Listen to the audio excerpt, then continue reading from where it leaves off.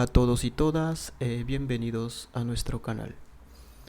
El día de hoy aprenderemos acerca del cuadro clínico y factores de riesgo de severidad de COVID-19.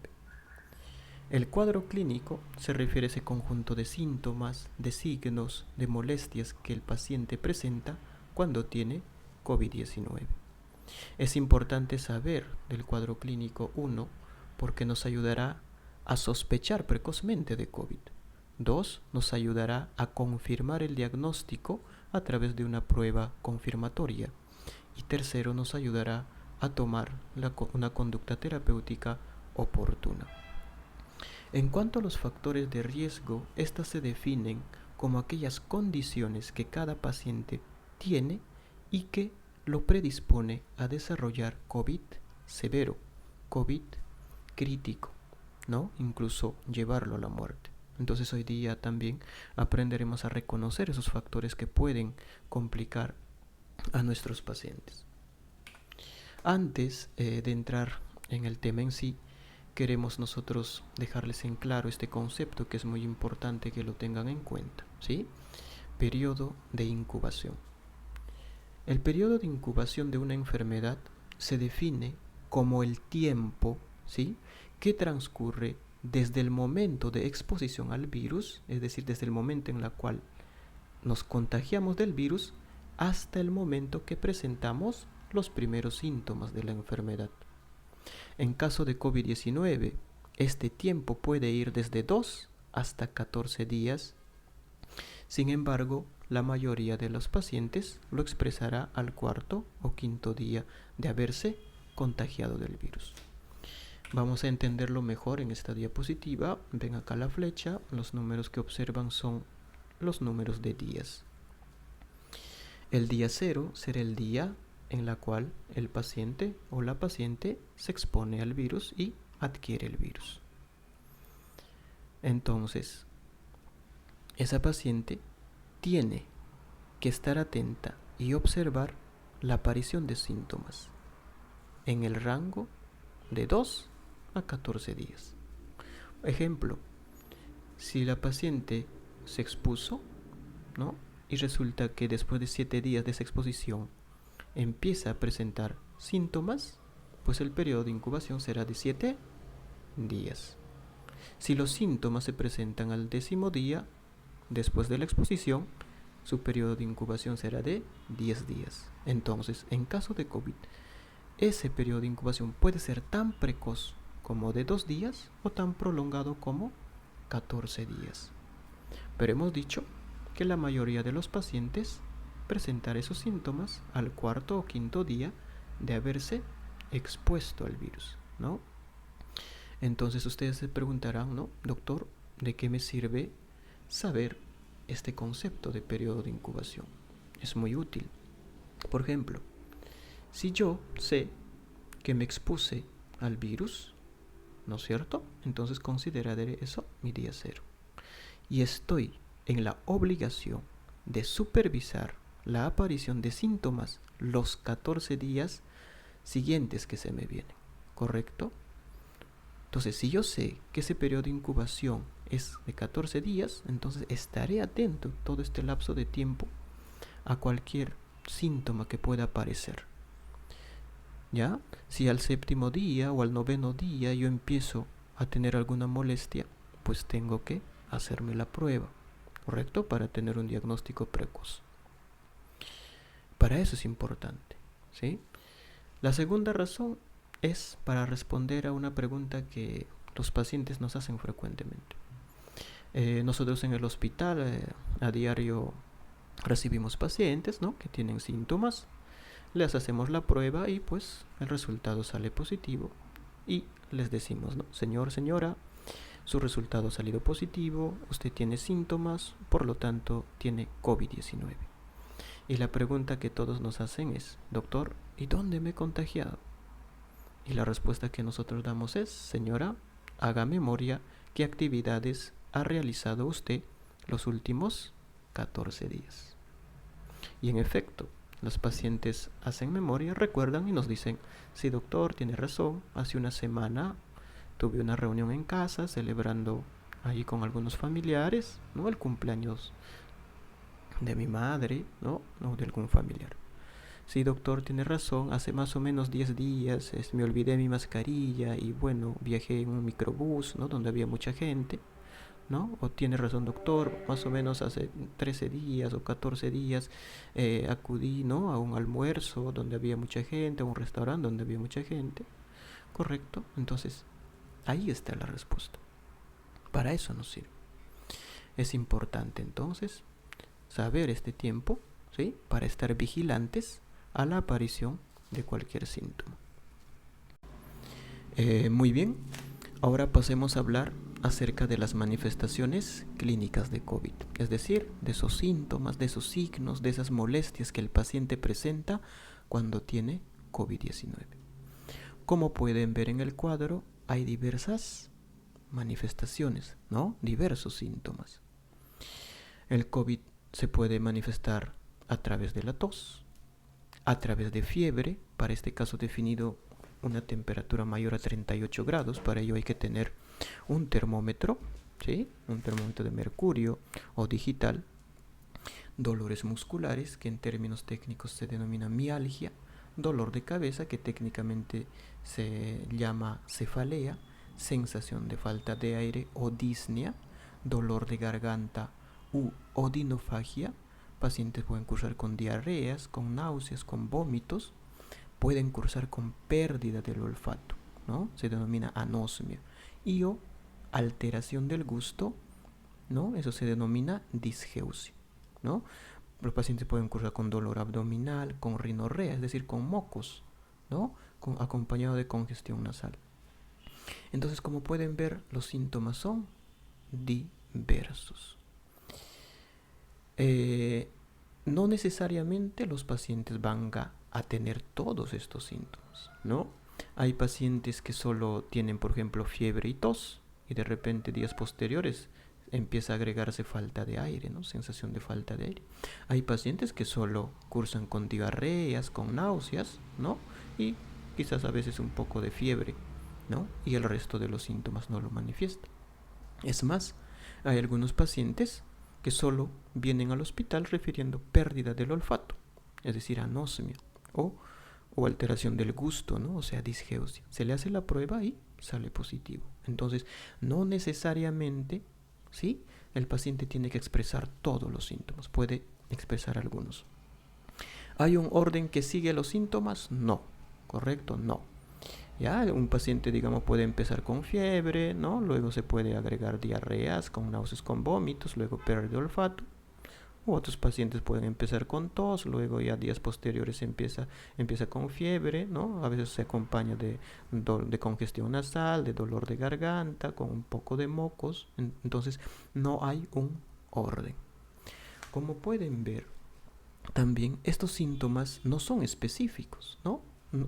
O sea, ¿qué quiere decir?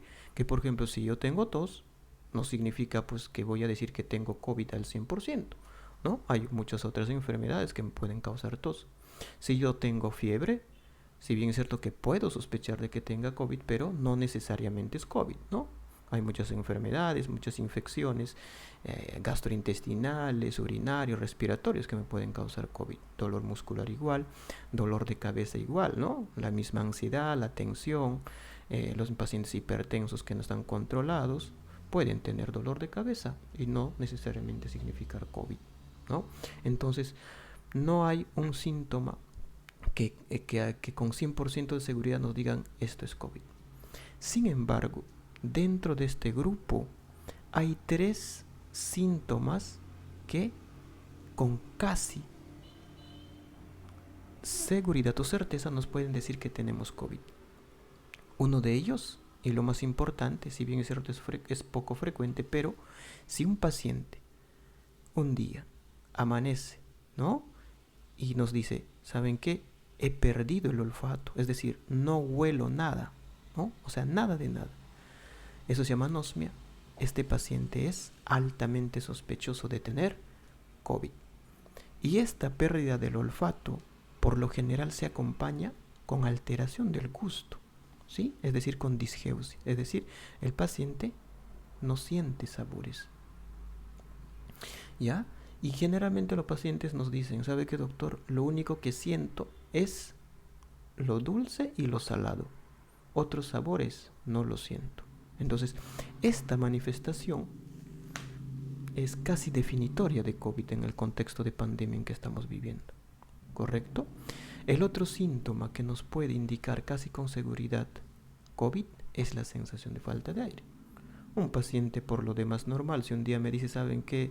Me falta el aire, que me estoy agitando, ¿no es cierto? Que me siento cansado, que siento que me ahogo, ¿no? Eso se define como disnea y este paciente tiene que acudir a hacerse la prueba.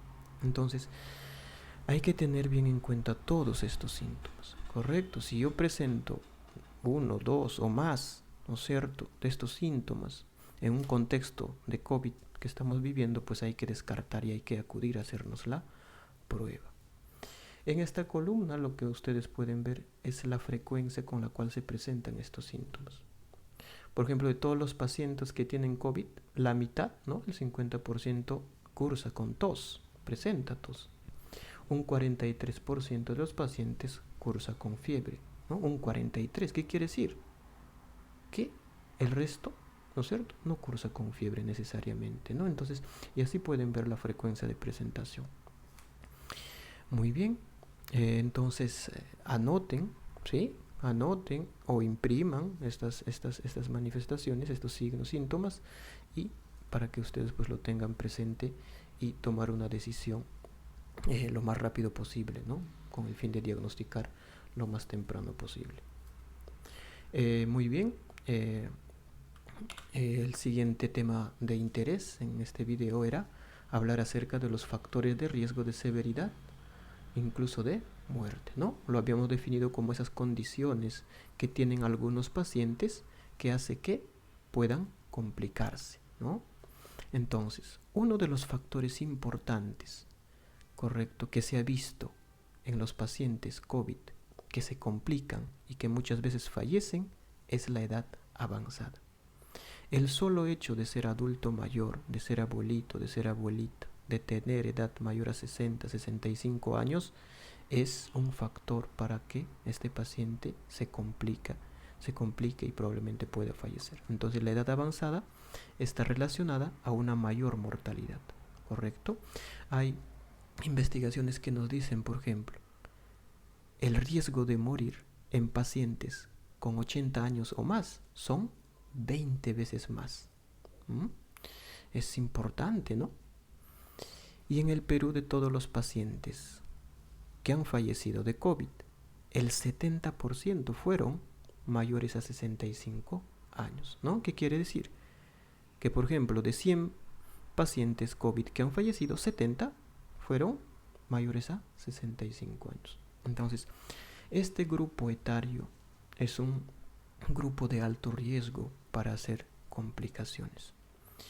Realmente nosotros a diario recibimos pacientes adultos mayores y realmente es muy triste, ¿no? Es muy triste. El manejo de estos pacientes es complicado, ¿no? Hay que estar con una monitorización estricta y muchas veces, a pesar de nosotros tomar las medidas, darle tratamiento, muchas veces estos pacientes se deterioran rápidamente.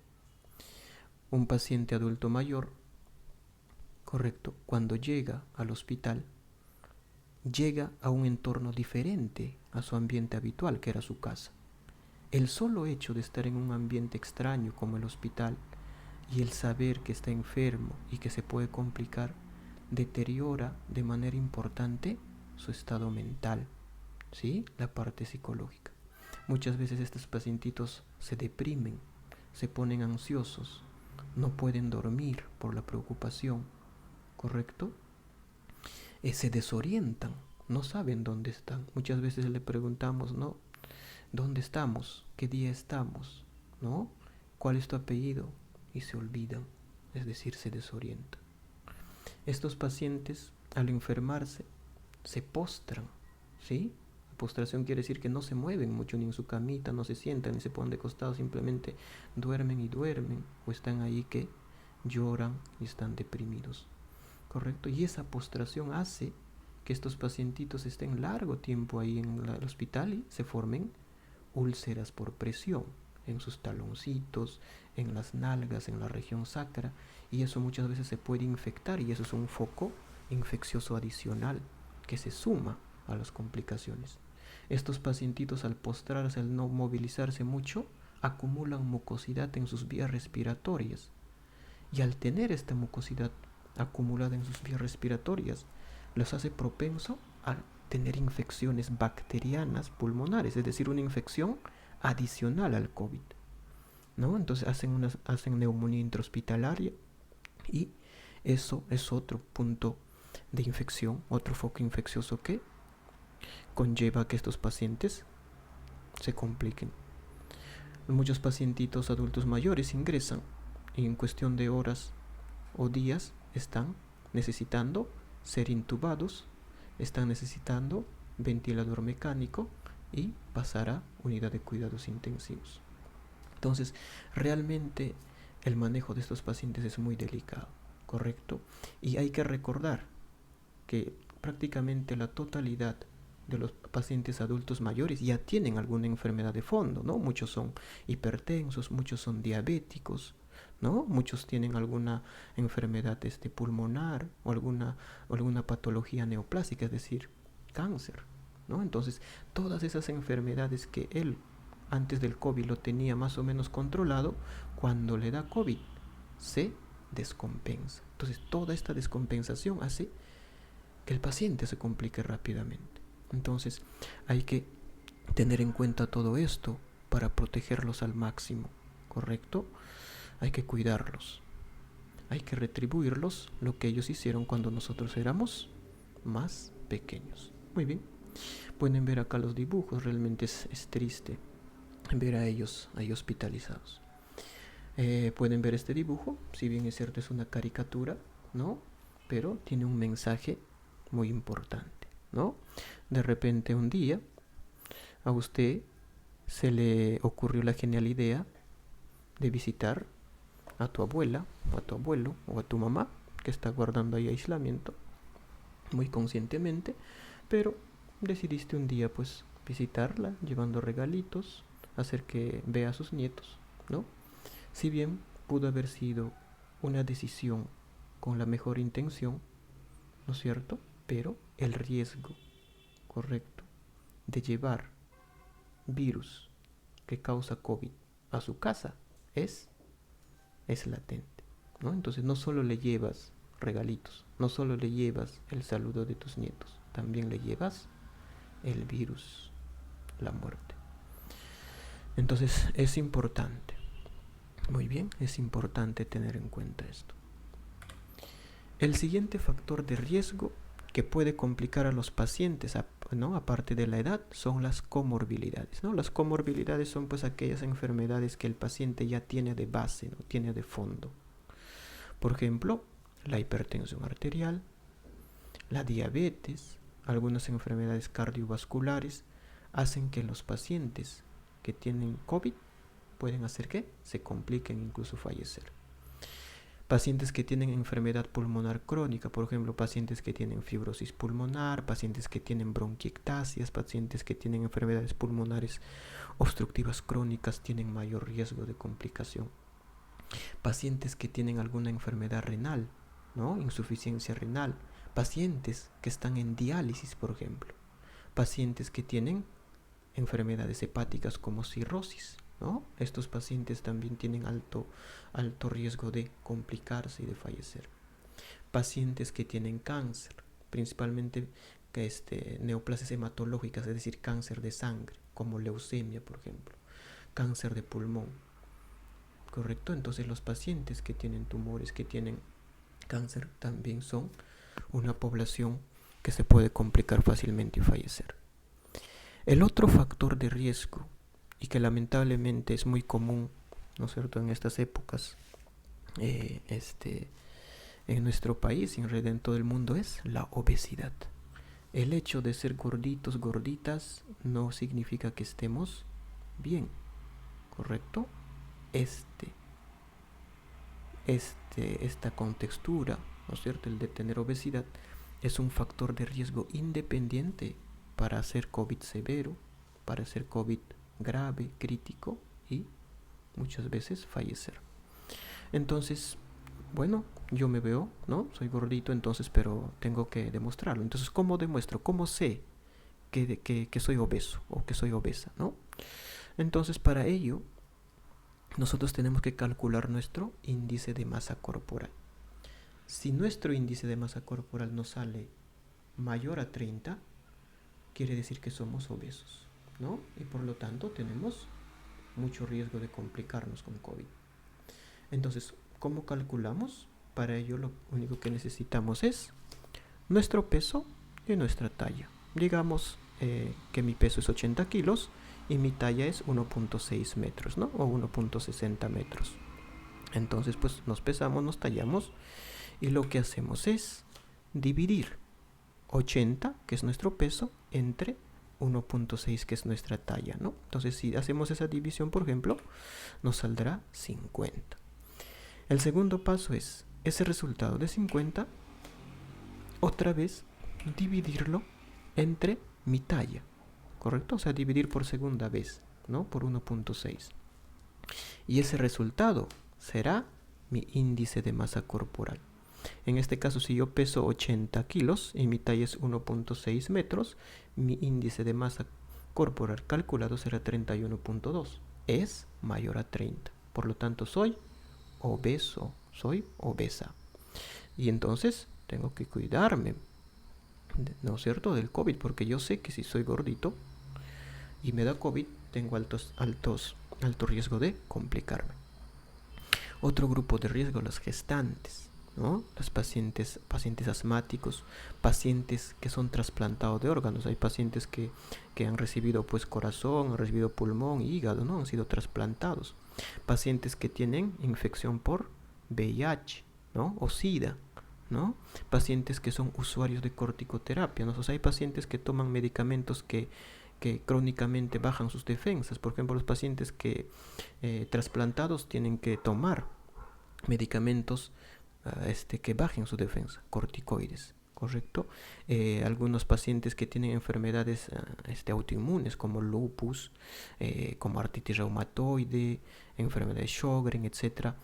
También ellos toman crónicamente, ¿no? Siempre toman su corticoide, su prednisona, ¿no? Su dexametasona, etc. Entonces, estos pacientes pueden también complicarse. Entonces, es una gama importante, ¿no es cierto?, de enfermedades que predispone a que el paciente pueda tener una evolución desfavorable, ¿no?, de complicaciones y muchas veces fallecer. El otro factor de riesgo independiente es ser varón. El solo hecho de ser varón es un condicionante a tener una evolución desfavorable, ¿sí? Dicen que ser varón es, ¿no?, el sexo fuerte, ¿no? Pero estamos demostrando que no es así. ¿Y cómo sabemos esto? Porque de todos los pacientes que nosotros recibimos, ¿correcto?, de todos los pacientes COVID que tenemos en el hospital, la gran mayoría son varones y una minoría mujeres. De todos los pacientes fallecidos con COVID-19, la gran mayoría son varones, en menor medida las mujeres. Entonces, el solo hecho de ser varón ya es un factor de riesgo de complicaciones y de muerte. El otro factor importantísimo a tener en cuenta, y espero que lo entiendan y lo interioricen, es el inóculo viral alto. Vamos a explicarlo con este gráfico, ¿sí?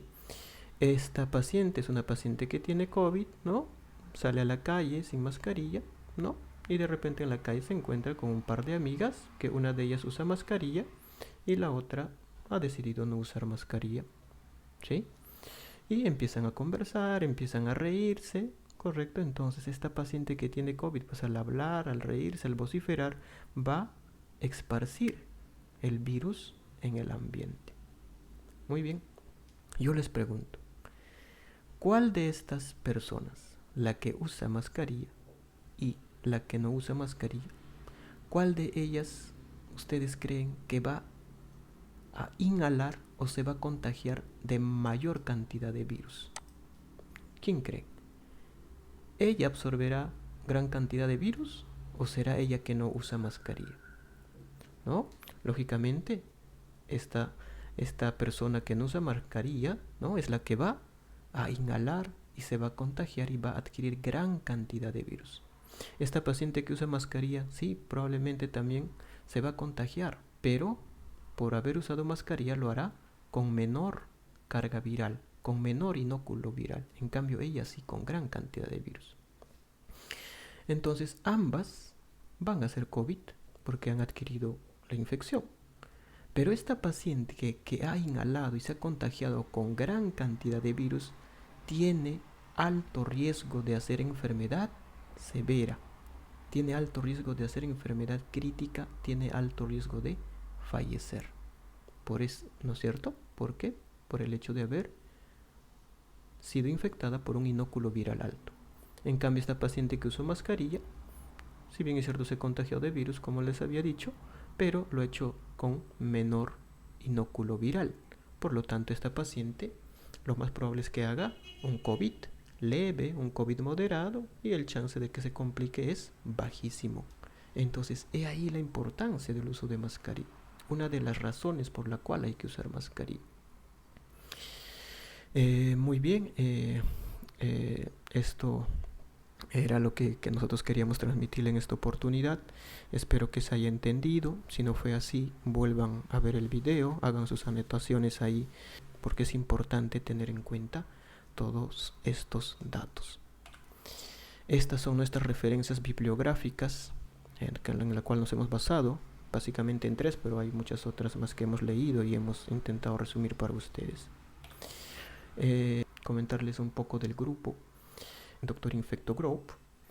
Es un grupo especializado, ¿sí?, en el manejo, ¿no es cierto?, de enfermedades infecciosas, ¿no? COVID-19 que está en boga, VIH, SIDA, tuberculosis, malaria, dengue, zika, neumonía, manejo de antibióticos y muchas otras enfermedades infecciosas. Aparte del canal en YouTube, tenemos un grupo de Facebook con el mismo nombre. Nos pueden visitar, acá pueden dejar sus consultas, sus dudas. Nosotros estaremos gustosos de responderles y decirles también de que toda información que se vierta en el canal de YouTube o de Facebook está basado en evidencia científica actualizada. ¿Correcto? La medicina moderna es aquella medicina que se basa en evidencias científicas, ya no de experiencias. Este canal es para ustedes, está dirigido al público en general. Como pudieron haber visto, nos hemos esforzado en hablarles con términos sencillos. En lo posible no vamos a usar términos técnicos, ¿no?, para mejor entendimiento de ustedes. Bienvenidos nuevamente al canal. Hasta la próxima oportunidad.